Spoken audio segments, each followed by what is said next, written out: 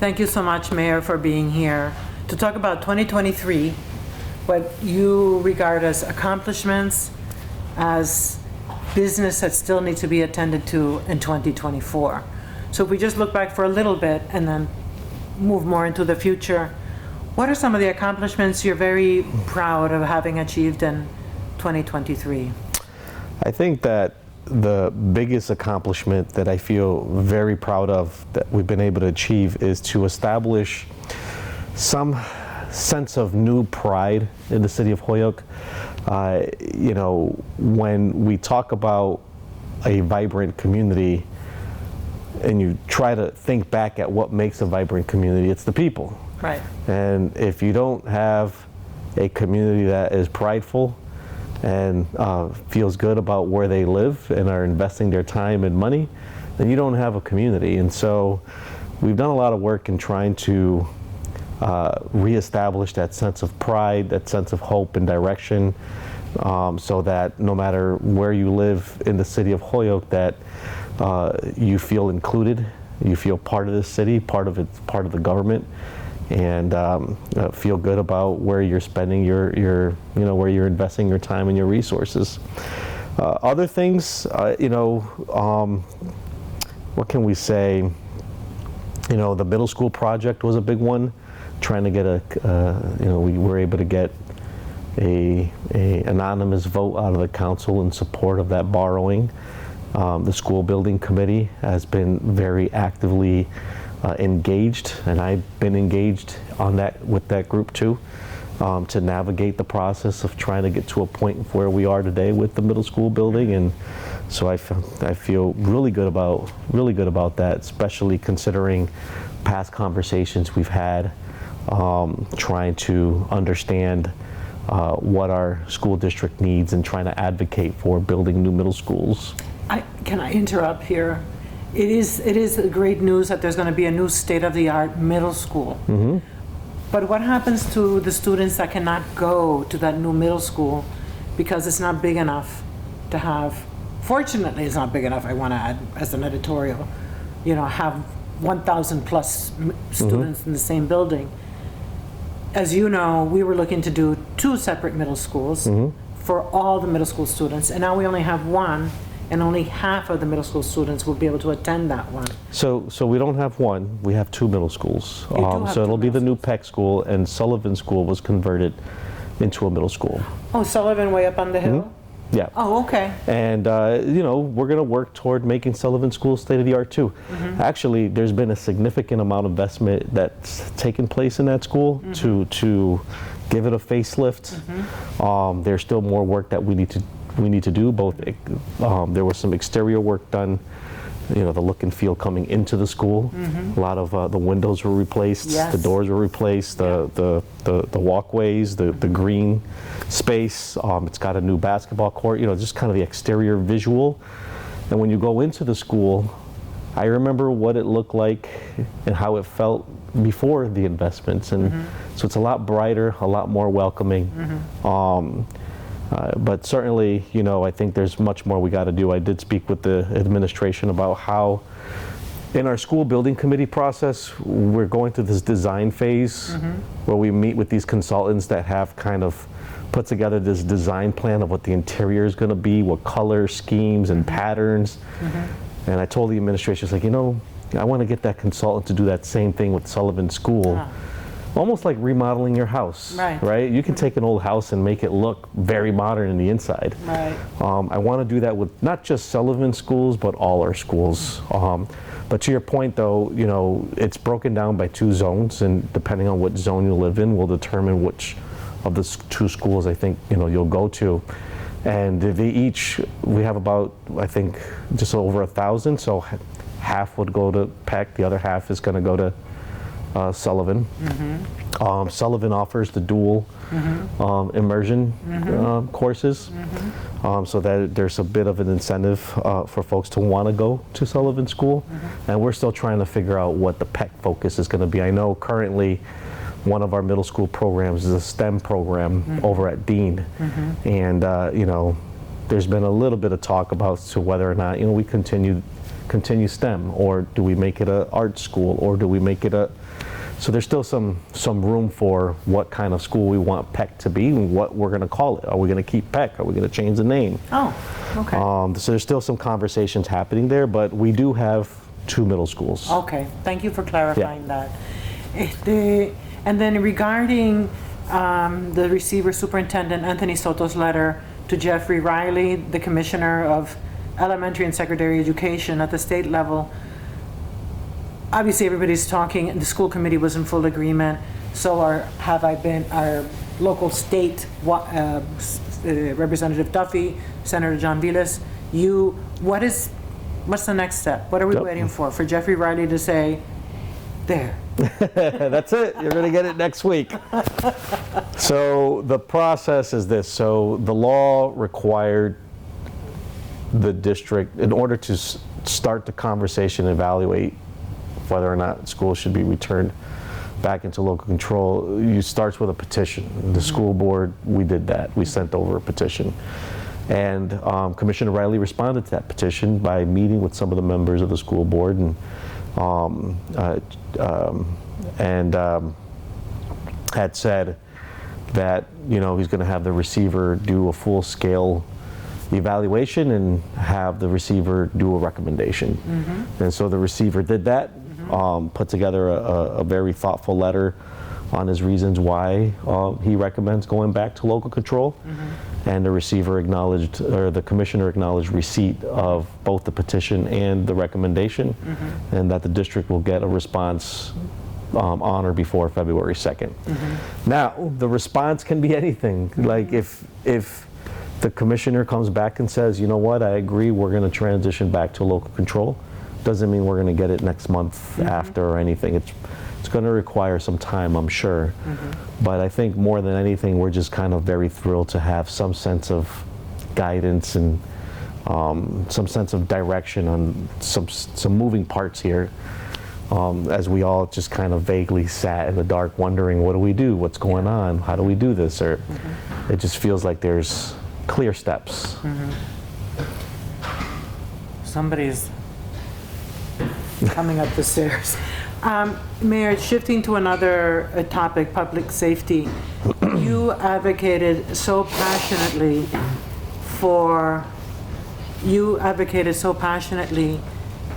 to increase funding. So in the name of Ezekiel, that baby who didn't have a chance. And that all of Holyoke cried for Ezekiel and for his family. And I know you have, and we grieve. We're all grief-stricken by that. And the council kept telling you, essentially, we love the idea, but where's the money coming from? They agree with it. I think former Councilor McGivern was so eloquent in how he did support the idea, and was also eloquent about where we find the money. And I know they're limited funds. What do you think can be done in the name of Ezekiel in 2024? I'm glad you're bringing it up, because there's some clarifying things that I need to make when it comes to Ezekiel's plan. Okay. The first thing is, there was a lot of misinterpretation and mischaracterization of what we were trying to achieve.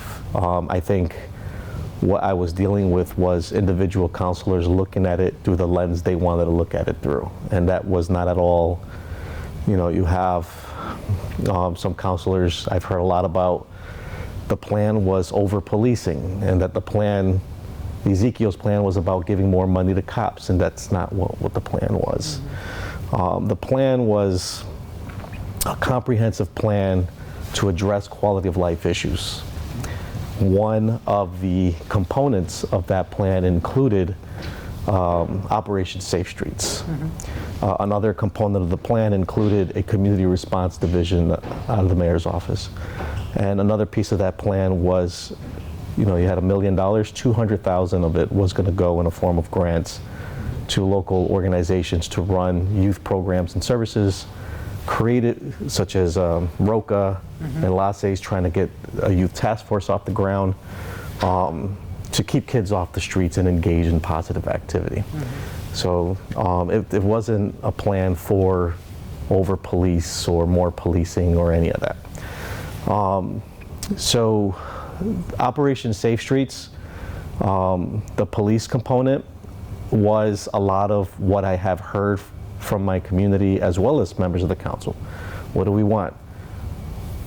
We want more traffic patrol. We want more bike patrol. We want more foot patrol. We've heard a lot of that, on and on and on. Yeah. Safe Streets would have allowed for that. The plan, Ezekiel's plan, was mainly to jumpstart initiatives. That was another mischaracterization, this idea of where the money's going to come in from, how do we sustain it. There's nothing really to sustain. So the community response division, my plan was, and it still is, to use opioid funding that we're getting in control of and trying to create these positions so that we can run, you know, out of this community response division, you're talking about 3 positions: a homeless liaison, housing navigator, and 2 caseworkers that will do tenant rights protections and of the like. So because we know that a lot of owners of big properties do not upkeep their properties. Well, you know, I think the intention really is to be proactive and help residents and owners before problems become bigger problems. Yeah. You know, I think like anything else, education is the number one, right? Like, if you can take an opportunity to be proactive and educate to navigate issues rather than wait until something becomes a problem. Yeah. Which, going back to in the comprehensive plan, you know, understand that we're a compassionate city, and our level of compassion needs to go hand in hand with enforcement. The two need to work together. And so, you know, as far as the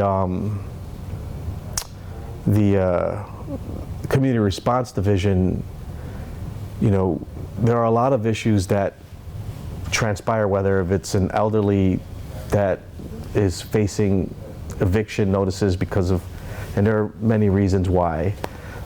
If we were able to connect with that person and try to understand, or, you know, what the gaps are, what the challenges might be, and connect the person to the appropriate service or the resource to avoid the eviction. Now we just avoided potentially experiencing a homeless situation, where a homeless situation comes in. I mean, like the community response division, like it comes in. It's such a proactive way as a local government to address those issues. On the policing side, you know, we have a very reactionary department right now. Right now, that's what we fund. If there's a problem, help will show up, right? Like, you call 911, people are going to come. Yeah. So the what we maintain it's good.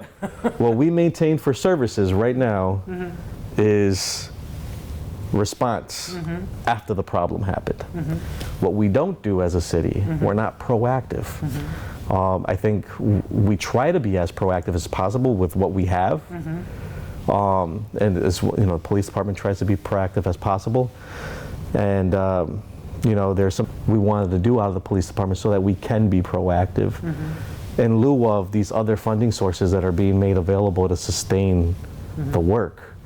So the one thing that we heard loud and clear, and I all absolutely agreed with, was the concern about adding 13 new officers, right? That was the adding more police concern, right? So there was, part of the plan was to bring on board 13 more officers. Right. There was some concern about how do we sustain that, what happens when the money's no longer. Absolutely. We scaled back and came up with a new plan that was much more palatable and feasible and sustainable. Was that the 5 officers?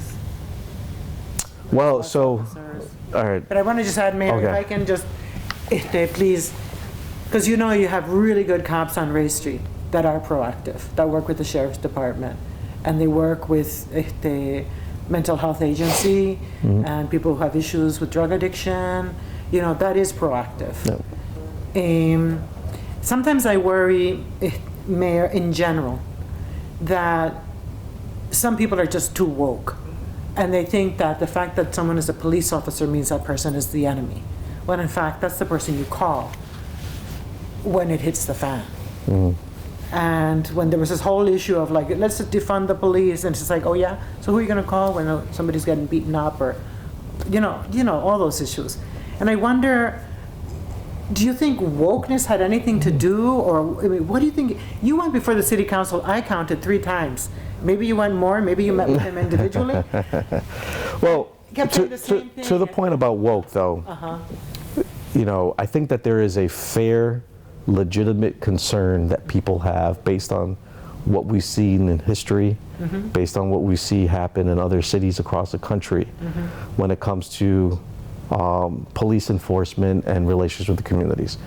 So I would never discredit any person's concern about potentially, you know, that happening here because of what they hear happening in other places. And the way I look at that is like, look, and I have these conversations with the chief, and the chief connects with our officers about this. It's, you know, they're case studies. You look at a scenario that happened in real life, and you work with your officers and say, okay, what happened here? What went well? What could have been done differently? Just to do that refresher to make sure that it just never happens here at home. And that's really good. But a movement that says we don't need more police officers, or a movement that says police officers are inherently bad when they are inherently our neighbors, we're at the supermarket with them, you know, when they're out of uniform. These are family members, friends. Oh, absolutely, yeah. It's not like they're these aliens from another planet that have come to... I know the horror stories of police abuse. I think a lot of people know that, but the reaction to then lower the amount of police, or let's try to defund the police department, seems very short-sighted, very like, oh, I feel good emotionally, but being thoughtful about it. I think that there are just some people that think that and believe, and they're not wrong, is that it's best practices, right? Like what we're doing out of the police department, really the best practice. How do we think outside the box to engage the services that we need that don't require enforcement, police and enforcement? And that's a lot of the conversations or feedback. Rhetoric to the side, that's what I hear. People just trying to think of creative ways to achieve better outcomes than traditional policing.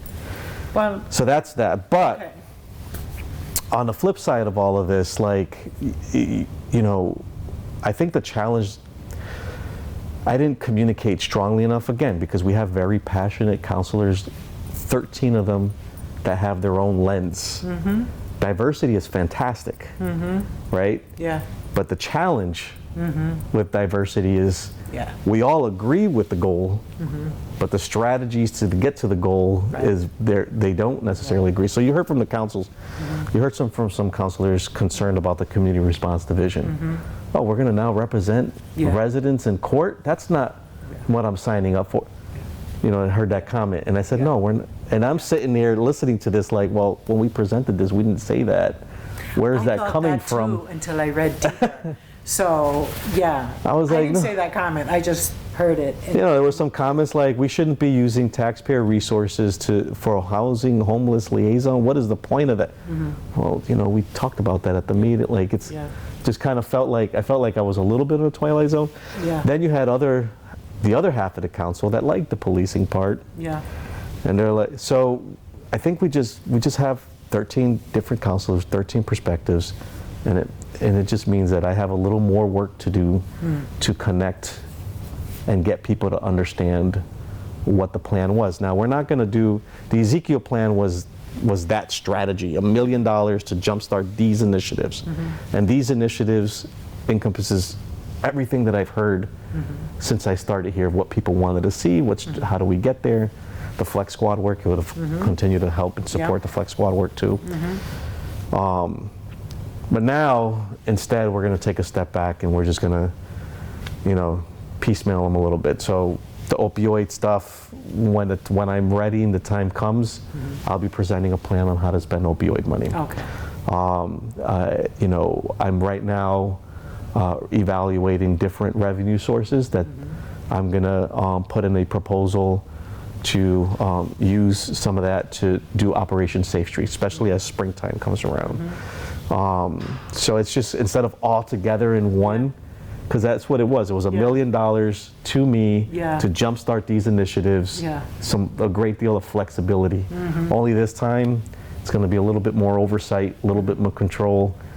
But you know, I'm willing to do anything and everything to make sure that the public feels like their government is doing everything they could to look out for them, because it breaks my heart when I hear people think and feel that their government doesn't care about their safety. I think that the mayor, one thing I hear from everybody is they love knowing that you go to all these meetings, that you're very present and active and responsive, and a mayor who listens. Your family may have a whole other view on that, your availability to a city of 40-something, but I think when I hear complaints from different sectors, I always want to know, do you vote? Because if they don't vote, I don't want to, okay, that's it, I'm done with the conversation. Because we need people to vote, to be part of Holyoke. To me, means also you're getting in touch with the mayor's office because you want to serve on some committee. You want to volunteer for something, and that you vote. And you don't have to agree with whoever is mayor. You don't have to agree with who your ward city councilor is. You just have to agree that you believe in Holyoke. And you want to be part of Holyoke's story of contributing. Why is that so hard to get people to participate in big numbers in the city? Well, I think that if you really understand, so you got to look at the structure of our city. And we have 7 wards. And each of the wards are divided by income. And historically, what do we see? Poor neighborhoods, less engaged in the process as the more affluent neighborhoods. And that was part of, for a very long time, has always been my frustration with the city. There is, by the design of it, it's a form of structural racism. It gives power and control for those affluent communities to get the outcome they want as far as representation is concerned. That's why you don't see that adequate representation that we want to see. That's interesting, Mayor, because it's like a gerrymandering, except not at state levels, but at, okay, the poor people are here, the people who are less poor here. And I think it was, I call it an unintended consequence. I think there was a good intention in trying to create an environment where people that are in need are in the area, and you put the services there. So all our services and resources, you want to keep them nearby where it's accessible. But what we did in that process was create a situation. The median downtown household income downtown is less than $19,000 a year. And so that means that if you live in a household where you're a first-generation college student, you graduate, you make some money, you probably have a partner, combined income more than 100 grand. There isn't any real suitable housing arrangement for you downtown for your status, because we don't have. That's interesting. So we have to create a mixed income environment. So that as I've heard for many years, neighborhoods aren't improving. This neighborhood's not it's not the neighborhoods aren't improving. People's lives in the neighborhood are improving. And where do they go? They move to Chicopee. If they can afford a house on the Highland, they'll move up the hill. But they're, more often than ever are moving out of the downtown area, or moving out of the city in general.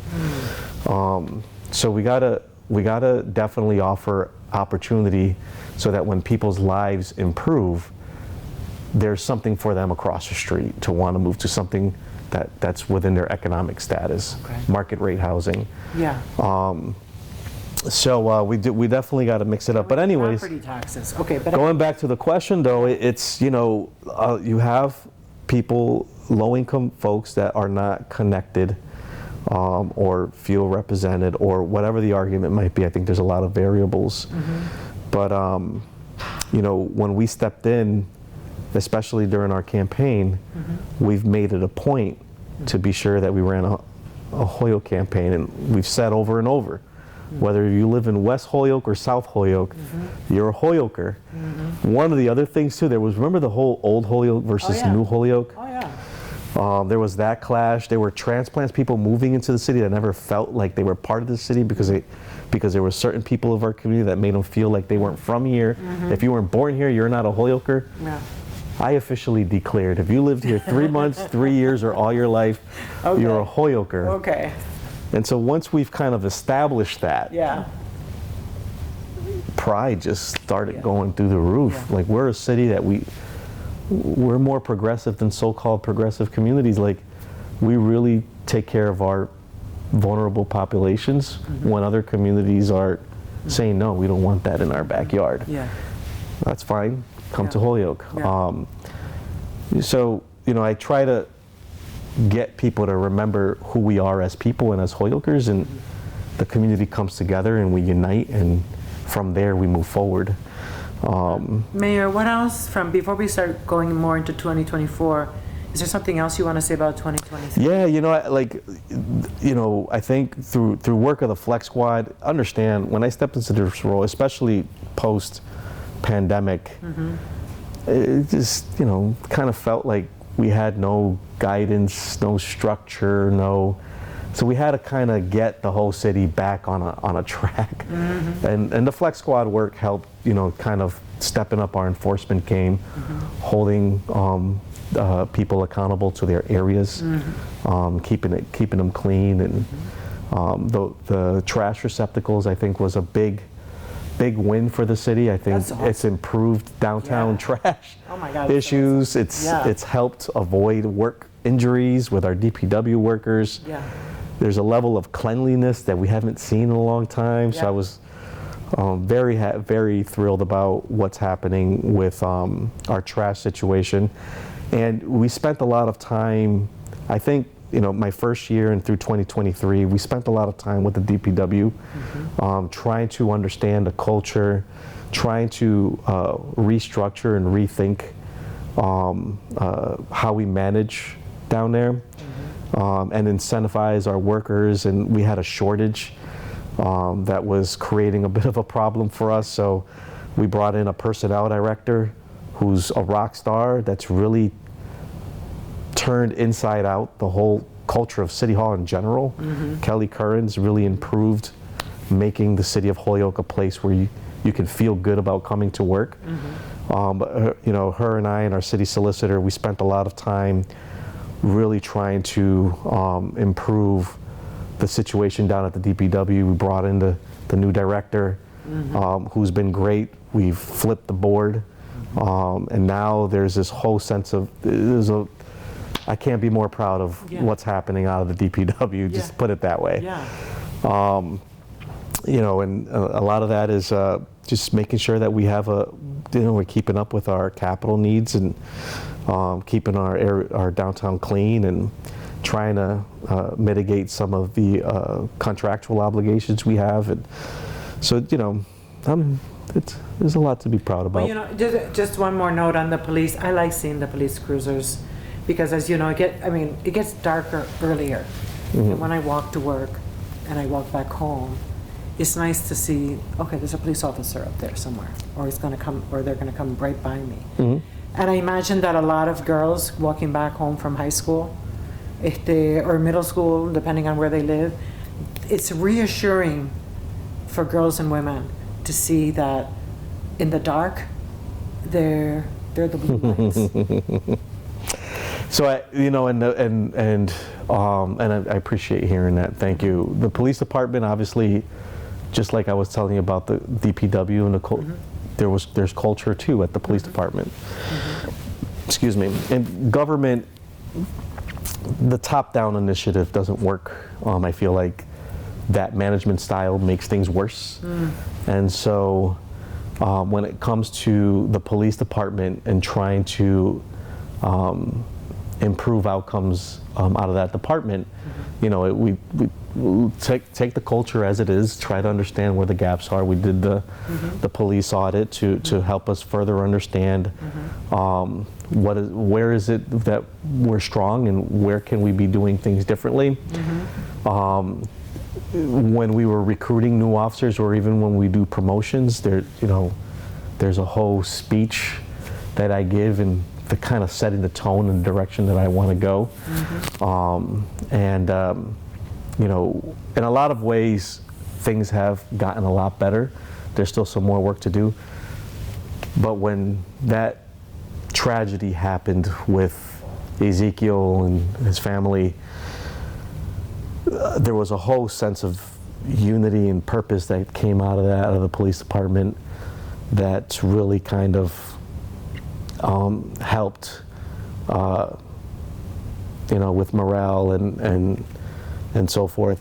And on top of that, I think not just at the police, but citywide, internally, we did a lot of internal things too, but we held a lot of people accountable internally, which I think the message spread and everyone just kind of fell in line. So whether if it's, you know, no matter the police, no matter the department, you know, anybody that is not meeting obligation, we're holding folks accountable. So that also is a morale booster, because of those people that are doing the right things, who come to work and wonder, how come this person is not in, you know, and so that was good too. But, you know, public safety, you know, I do get concerned, and I'm very much looking forward in any way that I can continue the work to, you know, the Operation Safe Streets, to keep that visibility out there. We, you know, because to your point, it does make a difference, you know, and for a lot of people. I know, you know, there's some of us that make these comments like, I know I'm very, even before I was mayor, I can walk downtown, like, I'm not, like, it's not bad as what everybody, like, but that's my lens though, like through other people's lens, like I don't think like everybody else. There are people who don't feel safe. All right, well, what can we do to make sure that people feel safe? And it doesn't necessarily mean that anything dangerous is going on. It's just the lens. It's just how we each perceive the same walk from point A to point B, especially when the sun sets early in the fall and in the winter months. So 2024, you have a new city council. You have some councilors who have returned after they had left. They still want to help set policy. It seems that, and I don't know if this is true, I'm just telling you what it seems like. It seems like there's this like new generation versus an older generation. And I'm not putting either of them as better than the other. I'm just pointing the obvious of generational differences, and so therefore there are different lenses on how to move forward. Right. How do you think, like, we're still in January, it's still early. I know that you have high hopes to working with them, all of them, and have good relationships with all of them. What do you think it's going to be like to work with a city council that includes new people, younger people, and older people? Yeah, I think it's going to be just fine. Okay. All right, so, that concludes our presentation. You know, like, I don't think much changed from the previous council to this new council. You know, I think it's this Hoyokers that are bringing passion to the table. And they have their individual priorities and commitments. I've already scheduled my one-on-one meetings with each of them. Well, for those that responded so far, and we're going to go over their priorities, objectives, what they want to see, because we're about to kick off our budget planning process for fiscal year 25. And so the thing is with the councilors is, like, I don't live in every corner. I'm not at every corner of our city. I'm not sitting at every dinner table, and I'm not as widely connected that I am, I'm not in every network. So I have 13 counselors who are, respectively. And so, you know, the council is my way of trying to keep my finger of the pulse of what's going on in the community. So, you know, I try to understand and put things in motion. I think that there are other things that, there might be some things that sometimes we're like, okay, you're going too far, that's too much, but yeah, it's local, it's government, you know. It's democracy. It's democracy. It's, Yeah. you know, it's, I don't fault any counselor for pushing an order and trying to understand X and Y and how come Z, and you know, and we go in and we try to, you know, sometimes I can get folks to understand and you get that consensus and we can move forward. Then other times, you know, I got to take the step back, right? Like, you know, that's the system and how it's designed. So I know all the counselors that are there. I've worked with them in the past, one way or another, some way, shape, or form. And you know, I'm, you know, from the time I started today, like, it's been what, 2 years? I've like a lot more. Well, you know, I feel like more got done in 2 years than I've ever seen ever. And I'm not just saying that. No, Mayor. And that has nothing to do with, that's because the council came around and achieved their consensus and we moved forward together, you know what I mean? And you're right. I think it was a combination of you and the counselors that have really just like re-energized the city. They gotta, you know, moved it out of the old story of whatever people said, oh, it's dangerous, don't go, and made it into, oh, there's some really good restaurants there, there's some stuff happening, there's all these parks, there are concerts in the summer, you know, there's a lot of, it's a good vibe. Now, but going to business, okay, if you were going to open a business here, Mayor, rate how hard or easy it would be. You come in with a business, you're going to employ, say, a small business, you're going to employ 20 people. You need to rent 10,000 square feet.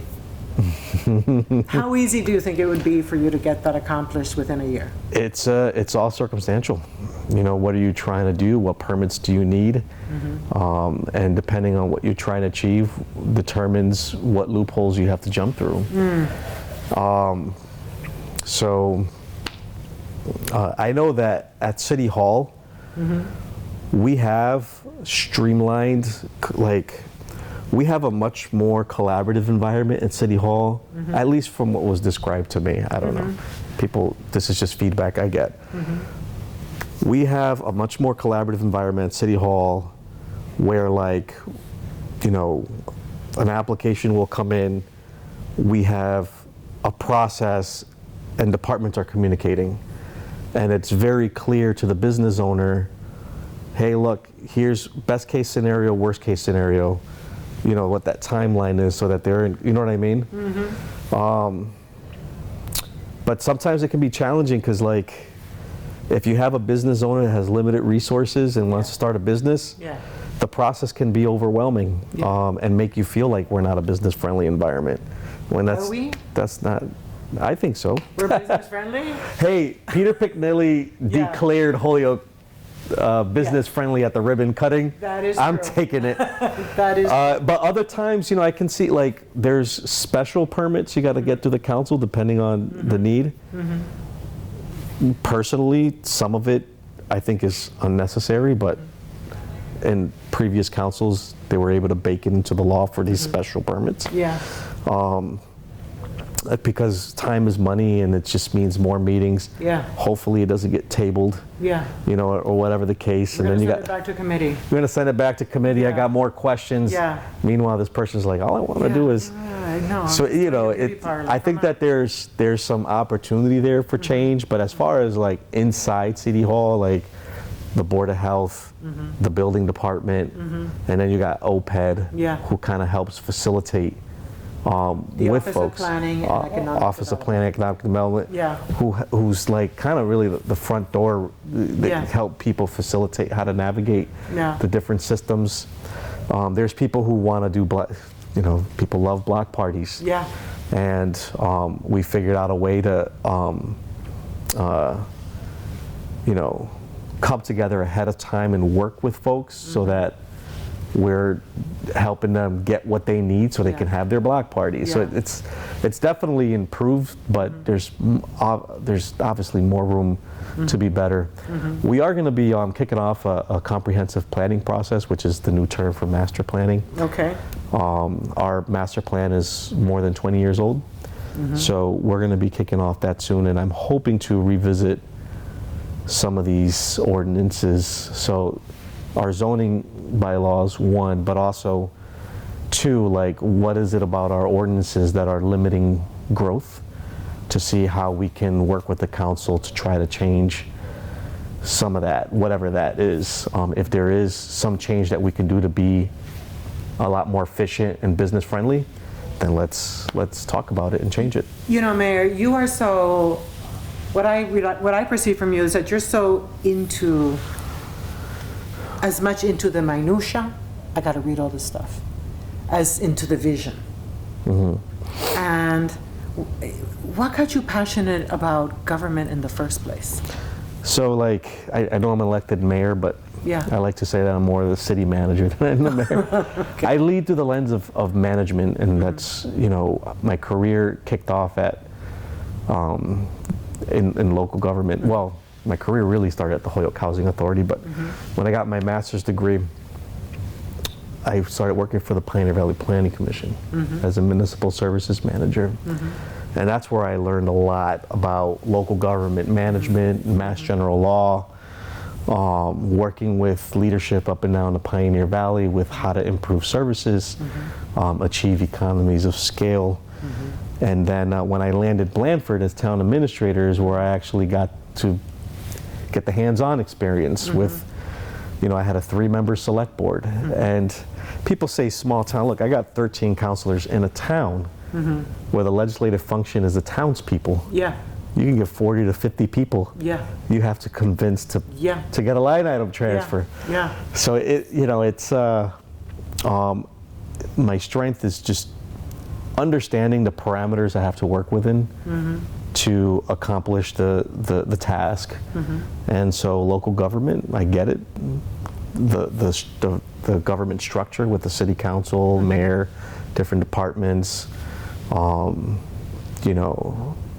like I get it. And so once you understand that, then you put your plan together, you execute. So I'm more on the management side, for sure, when it comes to.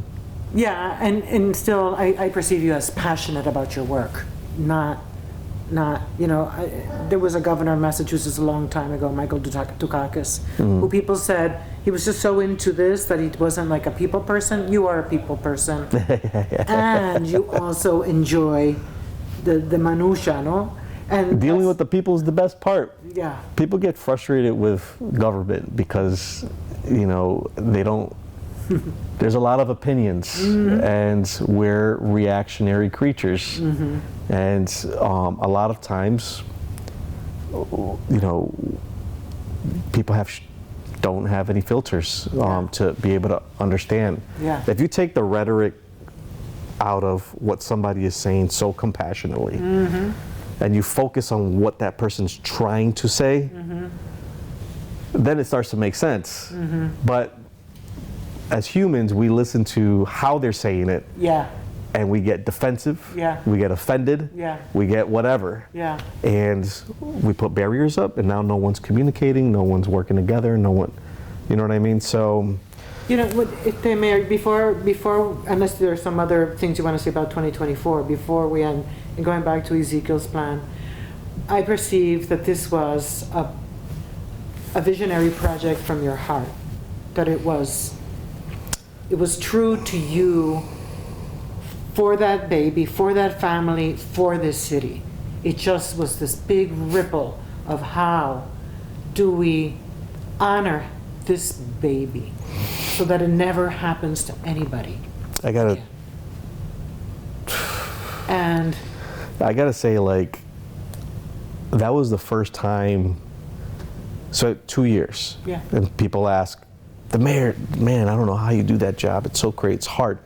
What's the craziest thing, or how do you handle? And my answer always is, well, it's a walk in the park. Yeah.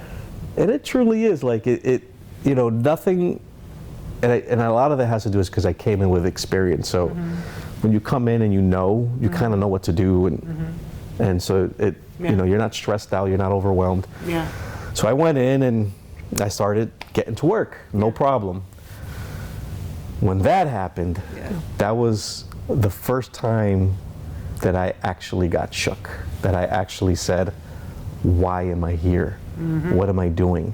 What is going on? Yeah. Like, I actually got scared. Yeah. And on top of that, I took it very personal, because all I could think about, that was a bus, but school was out. Kids were getting on the school bus at Lawrence School, right a block over. Yeah. It could have been a school bus. It could have been a kid coming out of school. Yeah. It could have been me, when the twins. Yeah. What if they were in my wife's? And it could have been in our SUV driving down Maple Street and caught. You know what I mean? Like, so it's. And when I think of, like, the challenges that family is going through, just period. Never mind the incident that went.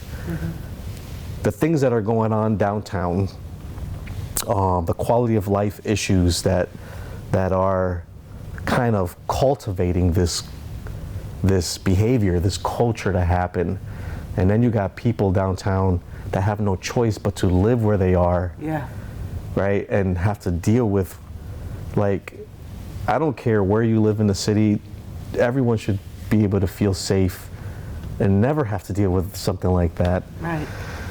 So, it also made me feel like, man, am I doing enough to keep people, am I really not keeping people safe? Enough. The thing is, we cannot control the madness of other people. I don't know how that 22-year-old decided that the best way to deal with an argument was to take out a gun and pull the trigger. I don't know what in the world happened in that guy's life that he ended up thinking, you know what I'm going to do? I'm going to take out a gun, I'm going to start shooting. Obviously, that's not somebody, that's somebody with trauma. But I think also, so many people have trauma, and they don't do that. I lived in Spain for almost 5 years. No guns are allowed in Spain. Only police have guns. And you see a lot of people arguing on the street, and they come right here, face to face, and they just tell each other where to go. And they, use sign language. And it's just like yelling, and it's just some bad words, and that's it. It ends. So here, it's like, I got a gun. Well, and that's the other frustrating thing, because, like, you're talking about world problems, right? Like, I don't control the gun laws. No. I don't control drug smuggling into the country. Yeah. I'm not controlling mental health issues, but yet everyone looks at me like, Mayor, how are you going to solve all these I don't control the housing crisis. No. And all of a sudden I got this huge homeless problem. Yeah. And I'm like, there's only so much that local government can do. Yeah. But I when that happened, and even there were events that led up to that too. So there were a lot of events that happened before that. Where obviously we're at, in the mayor's office, and I'm working together with folks, and we're strategizing, we're planning, how do we avoid these things? How do we solve these issues? And you're right, we got a lot of resources, but the way that I look at it is,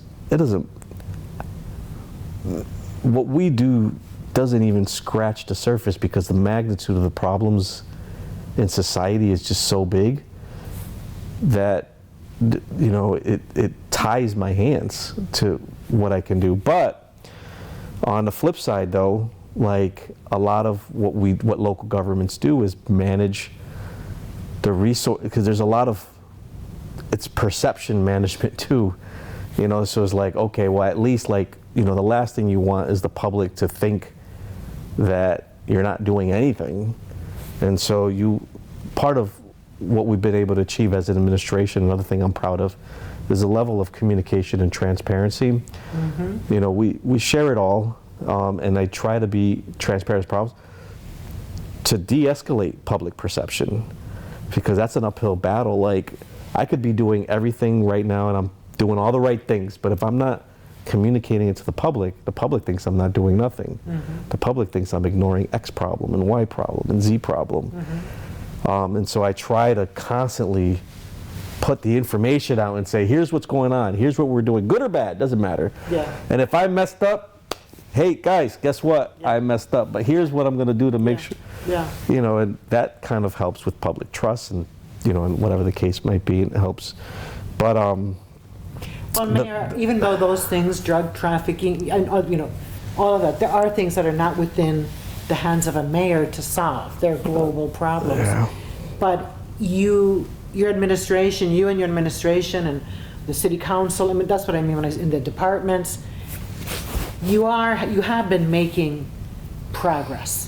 You have been writing the story of Holyoke for the 21st century differently than when it was for the 20th century, the second half from the 1950s to the 2000.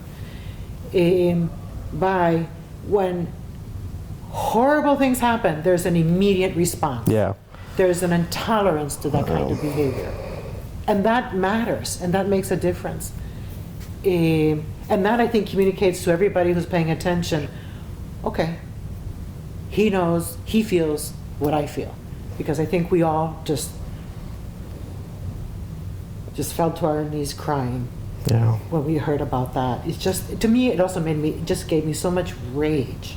It's just like, what would have prevented that 22-year-old from doing that? Would it have been being a member of the Girls and Boys Club? Would it have been being, I don't know, in STEM? I have no idea, or maybe nothing. Maybe that was his trajectory. And now he's gone forever. That's it, his life is ruined.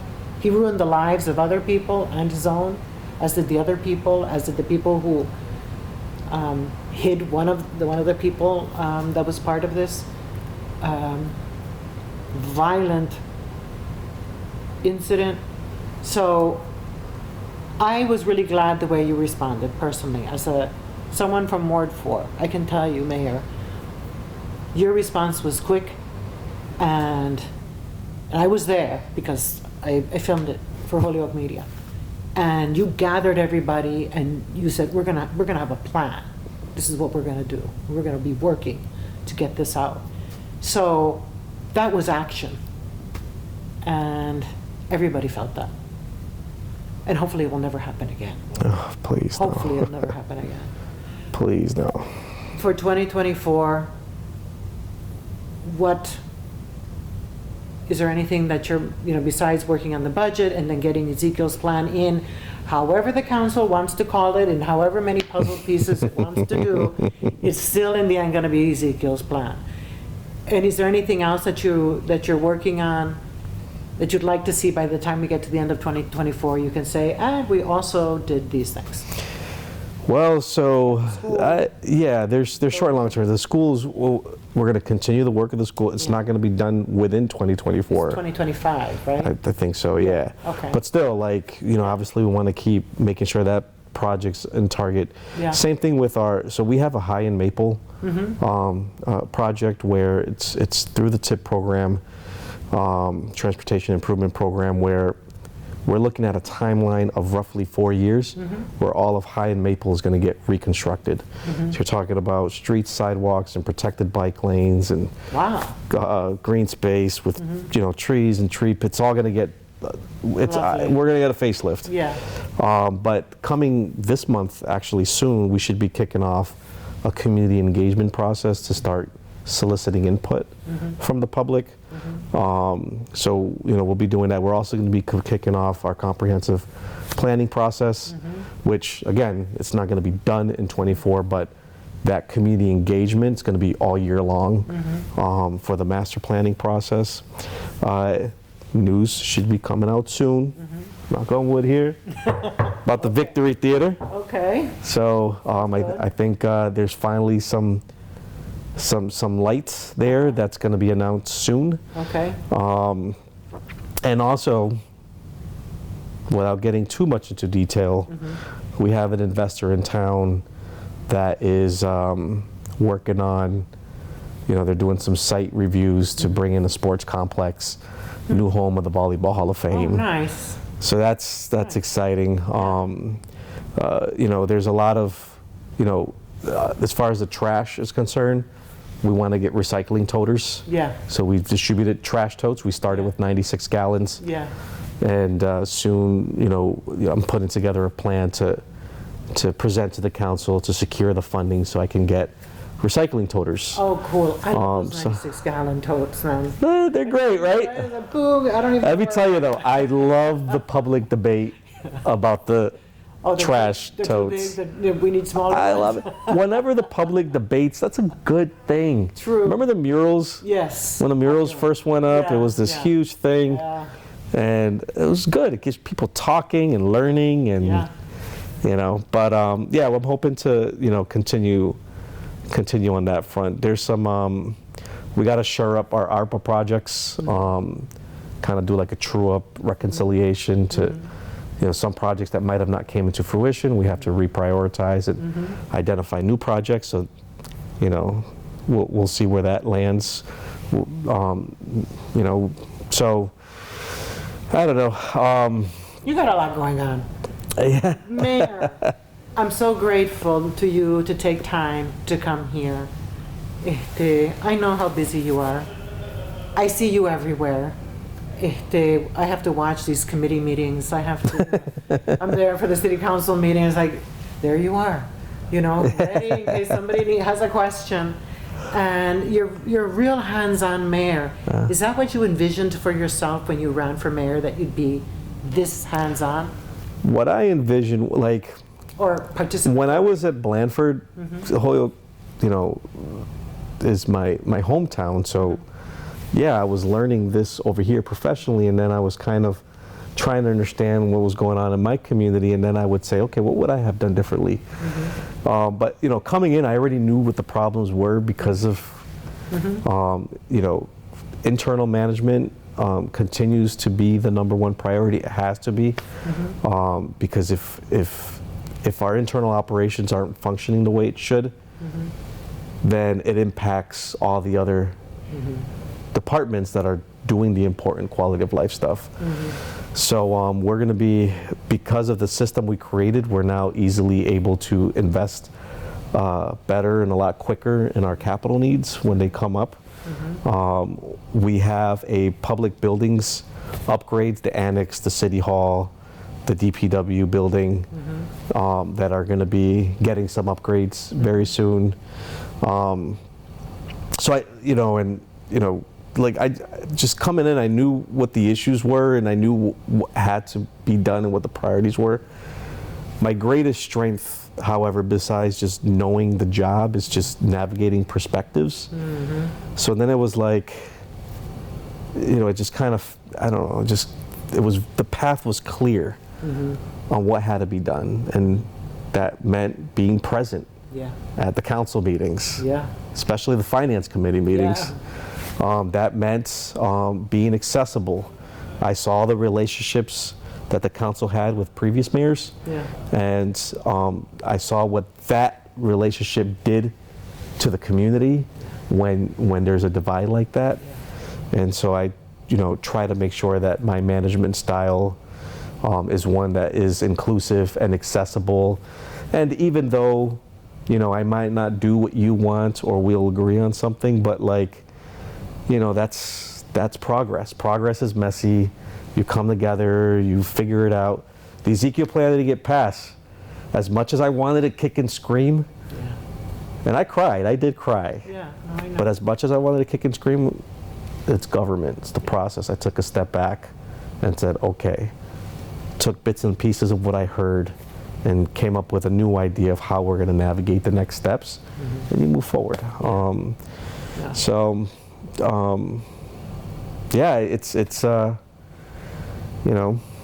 it's been great. Thank you, Mayor. Thank you.